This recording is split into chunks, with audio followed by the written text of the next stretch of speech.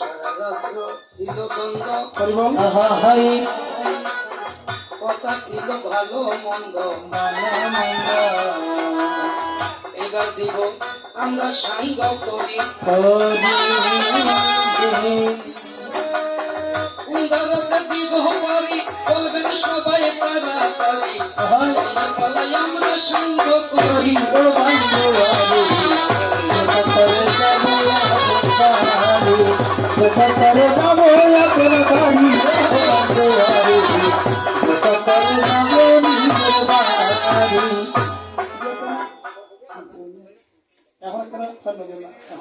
আচ্ছা, আমরা কোন ধারা নিয়ে আলোচনা করবো ওই ভাষা, ঠিক আছে? লক্ষ্মী নারায়ণ চট দিল আসলে বেগুন বেগুন এখন ছোট বড় বেগুন একটা বুঝে দানা দিলে বিশ্বাস শুনতে পাই। আচ্ছা, লক্ষ্মী নারায়ণ ঠিক আছে না? এমন নাকি? লক্ষ্মী নারায়ণ চট দিল একথা কি খুলে বলো, কোন পক্ষেতে যাবে প্রকাশ করি। আমি লক্ষ্মীর পক্ষে গেলাম, তোমাকে নারায়ণ দিলাম, একটা কথা জানবো সরাসরি। তাই তুমি আমার নারায়ণ, আমি তোমার লক্ষ্মী, তুমি ছাড়া আমি নাই, আমি ছাড়া তুমি নাই, তুমি নাই। এখন তোমার কাছে আমার জানতে ইচ্ছা করে, চাই নারায়ণ, এই পৃথিবীতে তুমি অনন্ত শয্যাতে ছিলে, আর অনন্ত শয্যা থেকে যখন তুমি চেতন হয়েছ, তোমার দুই কর্ম থেকে দুইটা দৈত্যর সৃজন হয়েছে, একটার নাম মধু আর একটার নাম কৈটক। তাদের দুইজনকে তুমি বধ করেছ, এবং মধু আর কৈটকের মেদ থেকে এই পৃথিবীতে মেদিনীর সৃষ্টি হয়েছে। কথাটা বুঝে নিবেন, মধু কৈটকের মেদ, মেদ মানে মাংস, মাংস থেকে পৃথিবীর মাটির সৃজন। এখন তাদের হাড্ডিগুলো কোথায় গেল, মাথা দুইটা কোথায় রইল, কোথায় রইল, একটু করে বলো তাড়াতাড়ি। শুনতে পেতে বলবে কথা, শুনবে যত প্রাণের শ্রোতা, আমরা একটু করবো বাড়াবাড়ি। হ্যালো, এই মধুকুটুবের সুন্দর প্রশ্ন করেছে, এই মধুকুটুবের অস্থিগুলো হয়েছে কোথায়? হ্যালো, হ্যালো, হ্যালো, এই মধুকুটুবের মাথা দুটি কোথায়? এখনো পর্যন্ত স্বর্গের দ্বারের মধ্যে আছে, প্রথমটার দ্বারের মধ্যে মধুকুটুবের মাথা আছে। অস্থিগুলো কোথায়? গন্ধর্ব দেশে এখনো আছে অস্থিগুলো। মাটি হতে মেঘ, রক্ত হতে রক্তবর্ণ মেঘ, এক জায়গায় ঠিক আছে। আচ্ছা, লক্ষ্মী তোমাকে জিজ্ঞাসা করি, আমরা জানি স্বর্গলক্ষ্মী, গৃহলক্ষ্মী, বিষ্ণু লক্ষ্মী, অনেক লক্ষ্মী আছে, কিন্তু তুমি কোন লক্ষ্মী? আর সকালবেলা না বিকালবেলা লক্ষ্মীর জ্ঞান করেছি গরু ভিতর, এ সময় লক্ষ্মী বর্ষা করে এটিও আগে সকালবেলা জ্ঞান করেছি, আসলে কি লক্ষ্মীর বাইর করে দিতে না? লম্বা কথা, ছোট তারপরে একটু ছোট। এই লক্ষ্মী ঘরে ঢুকে সকালবেলা বাইর করে দিই, এটা কেন তার পরিচয় হয়? এটা তোমার আসল পরিচয়। গৃহলক্ষ্মী তোমার ধরি, ভালোবাসা হইয়া গেল, নারায়ণ তোমার স্বামী হলো, রামানন্দ বলল হরি হরি। ঠিক আছে, ওই শ্রীবর্ষ নামে আমাদের একটা রাজা ছিল, মহাভারতের মধ্যে আছে। এই শ্রীবর্ষ রাজা বাজার থেকে একটা অলক্ষ্মী কিনে নিয়েছিল। আগের দিনে রাজরাজারা বাজার মিলিত, দুল ফিরিয়ে দিত, যদি আপনাদের মালপত্র গুলো বেচা না হয়, আমি সন্ধ্যার সময় বাজারে যাব, যার যে জিনিস বেচা হবে না সেটা আমি টাকা দিয়ে কিনে নেব। এখন সবার সবকিছু বিক্রি হয়েছে, কিন্তু এক প্রতিমার দোকানে গিয়ে দেখে লক্ষ্মী বিক্রি হয়েছে, অলক্ষ্মীটা রয়ে গেছে। এই অলক্ষ্মীটাকে শ্রীবৎস রাজা টাকা দিয়ে কিনে নিতে বাধ্য হয়েছে। ওই যেদিন থেকে নিছে সেদিন থেকে তার ঘরের মধ্যে মানে দিনের দিন কি হচ্ছে, অবনতি হচ্ছে। আরেকদিন শ্রীবৎস রাজা স্ত্রীকে স্বপ্নে দেখিয়েছে, তোমার স্বামী বাজার থেকে যে অলক্ষ্মী কিনে এনেছে, এটাকে যতক্ষণ ঘর থেকে বাইর না করবে ততক্ষণ তোমার ঘরে লক্ষ্মী ফিরে আসবে না। তখন শ্রীবৎস রাজার স্ত্রী স্বপ্নে দেখে এই প্রাতঃকাল, এই সময়, এটাকে কি বলা হয়, প্রাতঃকাল। এই সময়ে তাড়াতাড়ি ঘুম থেকে উঠে মাত্র আগে ঘর দুয়ার ঝাড়ু দিয়ে ও লক্ষ্মীটাকে ঘর থেকে বের করে দিয়ে বাইরের থেকে না তাহা দিল, শাস্ত্রের মতো লেখা রইল, এই কারণে আমরা সবাই দেখি একটি কথা জানিতে চাই, ওরে বলবো তুমি আসলের খাই। তাই তোমার কাছে একটি সুন্দর কথা জানতে চাইবো, তুমি নারায়ণ। এই পৃথিবীতে যত নারায়ণ মন্দির আছে, মানে যেখানে আমরা বিষ্ণু পূজা করি, এই বিষ্ণুর নামে আমরা যে ভোগ উৎসর্গ করি অথবা বিষ্ণুর নামে যে ভোগ আমরা অর্পণ করি, সেখান থেকে 16 ভাগের 1 ভাগ পাই এই নারায়ণ। আর 15 ভাগ কোথায় যায় একটু করে বলো সরাসরি। ও ভাই দোয়ারে এক ভাগ সত্য, হতাশ সত্য, এক ভাগ আমি ভাই, কিন্তু আসলে তো দেবতলে না হয় এখানে সাহায্য দৃষ্টিতে দেরি। আর 15 ভাগ হবে কোথায়? স্বর্গে, বৈকুণ্ঠে, ধ্রুবলোকে, মধ্যভূমে, পাতালে ভাগ করিয়েছে। এগুলি সবাই যাবে শিবের, বিষ্ণুর, শিবের, সবাই মুক্ত হবে আমার প্রসাদ নিয়ে। আমার প্রসাদ নিয়ে সবাই মুক্ত হবে। সেজন্য বলে কি, সকলে বলে না, স্বয়ং বিষ্ণুর প্রসাদ যদি স্পর্শ হয় সেই মানুষ স্বর্গে দামে গতিত হয়। এত সুন্দর প্রশ্ন করেছে। আচ্ছা, তুমি যে লক্ষ্মী জানি, তুমি একদিন ক্রন্দন করেছিলে, কেঁদেছিলে, যখন মন্ত্র সিজা ছিলাম সেসব তুমি আমার পাশে বসে একটি ক্রন্দন করেছিলে। তোমার 2টি চোখের জল হতে 2টি পদ্মের সৃষ্টি হয়। পদ্ম হিসেবে লক্ষ্মী পুজোত পদ্ম ইহঁতলে সজি মনরে চোখ যে মনে কথা বলে, চোখে চোখে রাখা শুধু নয়, চোখের কি ভাষা জানতে হলে চোখের মতোই চোখে থাকা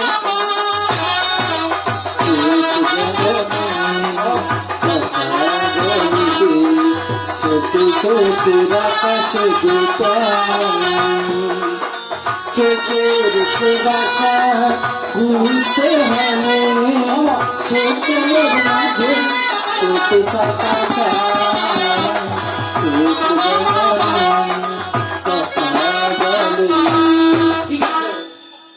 2টি পদ্মের সিজন হয়েছিল।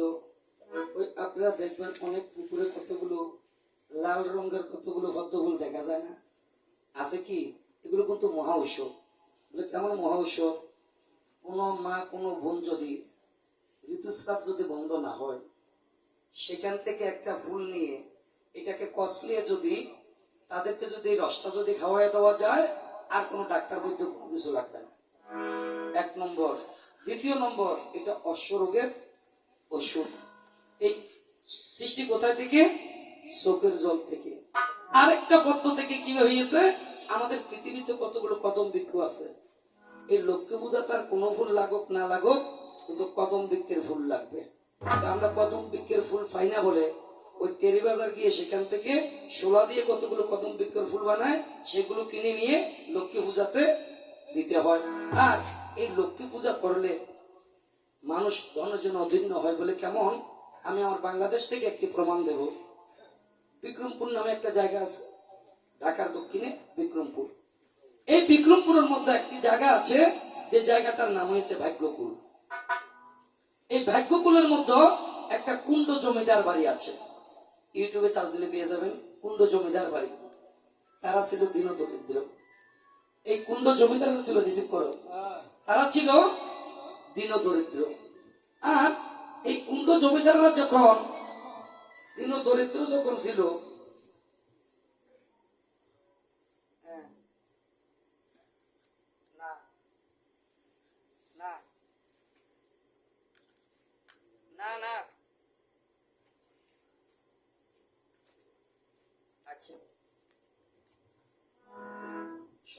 প্রশ্ন দিকে এটা ওরকম গ্রহণ করে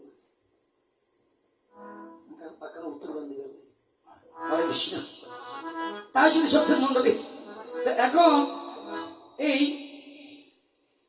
ভাগ্যকুল জমিদার বাড়ি এই জমিদার বাড়িতে তারা ছিল দিন ও দরিদ্র, দিন এলে দিন খেতে পারত না। মালক কি করে তৃণ সন্ধ্যার সময় মানুষের ঘরে দরজা যায়, গিয়ে দেখে কার ঘরে দুয়ার নাতা দিছে, কার ঘরে দরজাতে ধূপ প্রদীপ দিছে। স্বয়ং মালক কি একদিন এই কুণ্ডবাবুর বাড়ির সামনে গিয়ে দাঁড়িয়েছে, দিন ও দরিদ্র কিছু নেই, গিয়ে বলে মা কেউ বাড়িতে আছো? বলে আছি। বলে মা আমাকে এক গ্লাস জল দাও না মা। এখন কুণ্ডবাবুর বউ ছিল খুব ধার্মিক, আর পোশাক আশাক দেখে তিনি বুঝতে পারছে যে উনি কোনো সাধারণ মানুষ নয়। এটা যখন ভাবছে তিনি বলে মা আমার ঘরে তো জল নেই, আমি একটু জল আনতে যাব, তুমি আমার ঘরে বসো। তবে একটি কথা, আমি যতক্ষণ পর্যন্ত না আসবো ততক্ষণ তুমি যেতে পারবে না। এই কুণ্ডবাবুর বউ পদ্মা নদীর কূলে গিয়ে গলার মধ্যে কলসি বেঁধে নদীর জলের মধ্যে তার আত্মাটা বিসর্জন দিল, কিন্তু লক্ষ্মীকে কিন্তু ঘরের মধ্যে বেঁধে দিয়ে গেছে। কথা ছিল কি, আমি যতক্ষণ না আসবো ততক্ষণ তুমি যেতে পারবে না। এখন যখন 2 ঘন্টা 4 ঘন্টা চলে গেছে, এখন লক্ষ্মী মনে মনে চিন্তা করে এখন তো জমিদার কুণ্ডবাবু আসবে, এখন আয়সা যদি আমাকে দেখে, তার স্ত্রীকে যদি না দেখে, তাহলে তার ঘরের মধ্যে একটা সমস্যা দেখা দিবে। তিনি স্বর্ণের লক্ষ্মী হয়ে ঘরের আসনে গিয়ে বসে আছে। কুণ্ডবাবু বাড়িতে এসে খোঁজাখুঁজি করে, তার স্ত্রীকে আর ফিরে পেল না। 2 দিন পরে তার লাশটা ভেসে উঠেছে। এমন সময় কুণ্ডবাবু কান্নাকাটি করে, ঘুমের চন্দ্রভাব যখন আসছে তো তাকে স্বপ্নে দেখায়, এই কুণ্ডবাবু তোমার স্ত্রী আমাকে তোমার ঘরে বেঁধে দিয়ে তিনি জলের মধ্যে গিয়ে তার আত্মা বিসর্জন দিয়েছে, এই যে তোমার ছেলে তোমার মেয়ে এগুলোর দায়িত্ব আমাকে দিয়ে গেছে, আমি তোমাকে কথা দিলাম এই অঞ্চলে তুমি একজন বিশিষ্ট জমিদার হবে। তবে লক্ষ্মী যারে চায় তারে কিন্তু ঠিকই যেটা চায় সেটা দেয়। আমরা তো লক্ষ্মীকে ডাকি না। এই যে আমরা এই যে একটা সময়, এটা প্রাতঃকাল বলা হয়, কিছুক্ষণ আগে গিয়েছে ব্রহ্ম মুহূর্ত, রাত্র 3টা থেকে ব্রহ্ম মুহূর্ত শুরু, ব্রহ্ম মুহূর্তের শেষ ভাগ প্রাতঃকাল। এই সময়টা থেকে আমার মায়েরা ওঠেন, যত পৃথিবীর যত মুনি ঋষি যত সাধু আছে এখন সবাই চেতন, তারা কি করছে আমার ভগবানের নাম গুণাগুণ করতেছে, আর আমরা মানব হয়ে কি করতেছি, আমরা ঘুমের ঘুরে আমরা পরে আছি। এই সময়টাতে যদি একটু ঘুম থেকে ওঠেন, দরজার ঘরটা একটু ঝাড়ু দিবেন, দুয়ার নাতা দিবেন, দরজার সামনে একটা প্রদীপ বাতি জ্বালাবেন, একটু ধূপধুনা দিবেন, একটু কৃষ্ণ গুণগান করবেন, তারপরে প্রয়োজন আপনি গিয়ে 10 ঘন্টা ঘুম যান, তাতে কোনো সমস্যা নেই। তো এই জন্য লক্ষ্মী কিন্তু আমাদের কাছে আছে, কিন্তু আমরা লক্ষ্মীকে রাখতে জানি না, লক্ষ্মীকে আমরা চিনি না, এটা হয়েছে আমাদের বড় সমস্যা। তাই আমার নারী অনেক গান গিয়েছে, আমার খুব ভালো লাগছে। তোমারই পরশে জীবন আমার ধন্য হলো,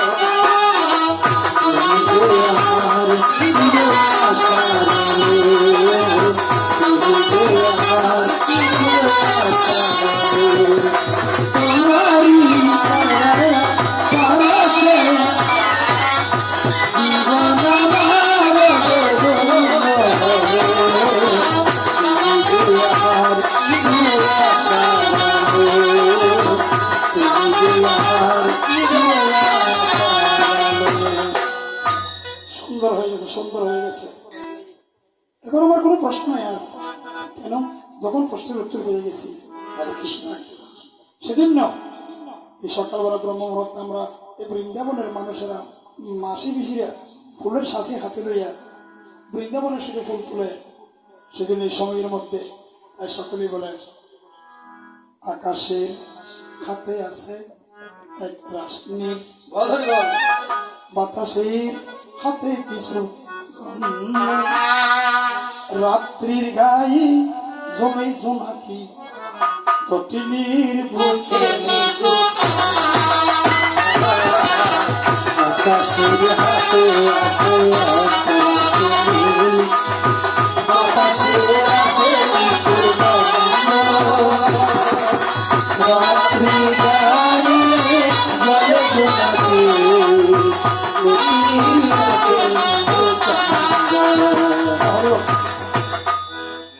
নাম দাও।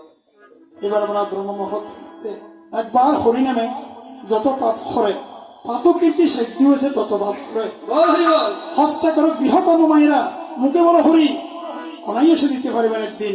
ভব সিন্ধু কাল। সেই ভক্তে ডাকে আমার অরণ্য বসিয়া তারই জন্য পুরাবে তিনি মস্তকে করিয়া সেদিন বলে কৃষ্ণ কৃপায় কেবলম। বল হরি বল। হরে কৃষ্ণ হরে কৃষ্ণ কৃষ্ণ কৃষ্ণ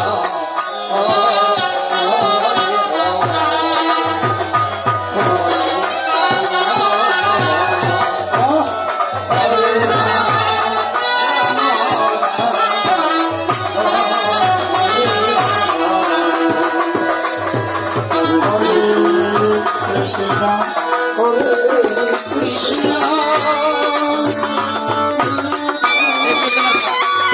কৃষ্ণ কৃষ্ণ হরে হরে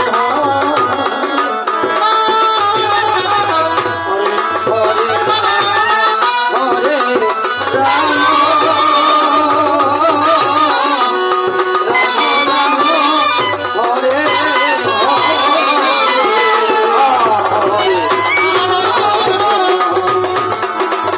কৃষ্ণ কৃষ্ণ কৃষ্ণ